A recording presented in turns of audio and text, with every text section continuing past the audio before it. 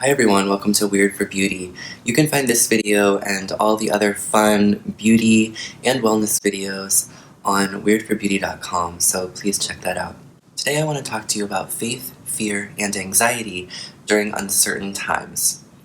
As you all know, we are living right now in the midst of the COVID-19 crisis. This video was filmed on Sunday, March 22nd, so things are changing every hour, and I just want to recognize what day and time it is when I'm filming this, but the message that I hope to offer you today should be timeless. All times are uncertain, but this moment, which many of us find scary, is just the illusion of being more uncertain than the last. Maybe we felt like we were in control before, but the truth is we were never really in control of these kind of outside circumstances personally. We're only in control of how we react to them, right? But we're all in this together, and we have a collective opportunity now to grow ourselves and to support each other right now. Although we're in this together, I want to mention something about boundaries.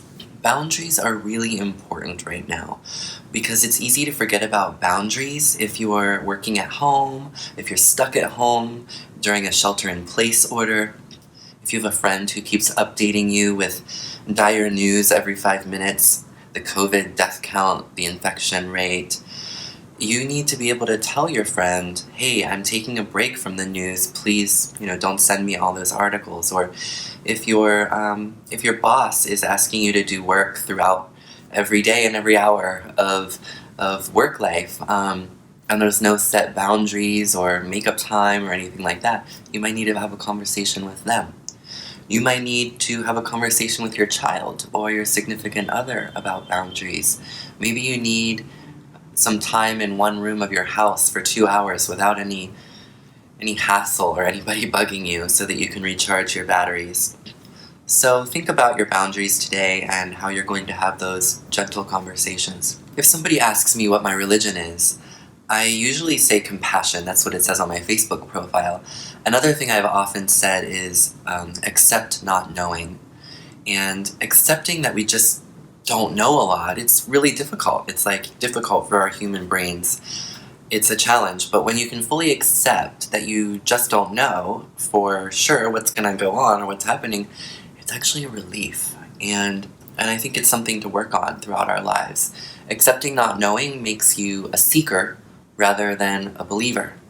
And so sit with that. Do you want to be a seeker? I want to talk about anxiety now because it's something I've suffered with my entire life and for a very long time, for as long as I can remember, really. And in times like these especially, you may have a racing mind.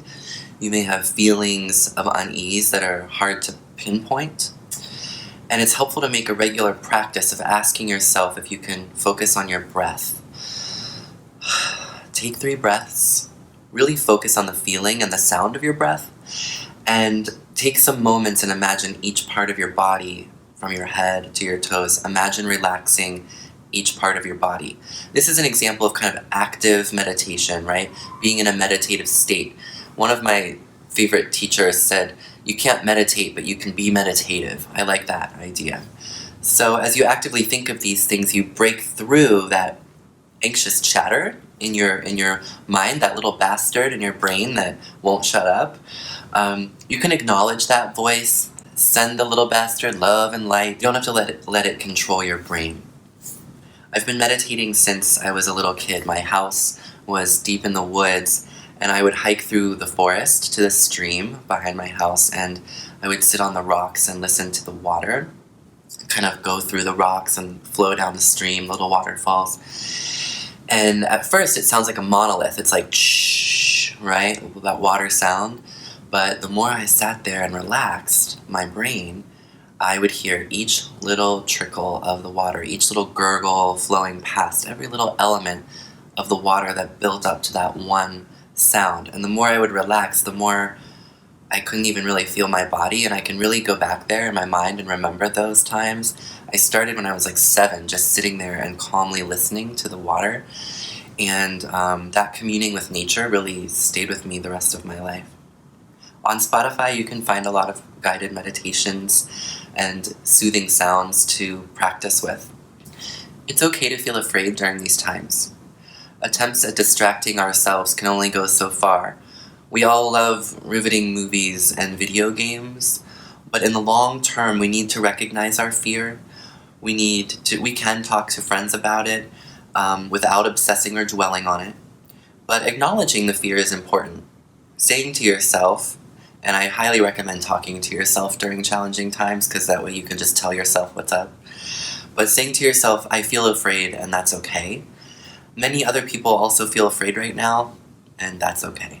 You don't have to be productive during this time if you are unable to be, or you just don't feel like it. This is your time.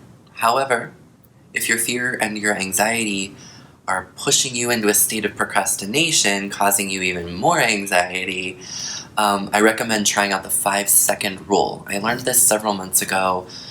And basically, what you want to do, again, to break through the chatter and the anxious feelings and thoughts in your brain, you want to say 5, 4, 3, 2, 1, and do the thing, right? So if your dishes are sitting there and you've been procrastinating about it all day and anxious about the dishes but not really doing it, and all these other things are clouding your mind, you just say, you know what, I'm going to do 5. I'm going to do the 5-second rule.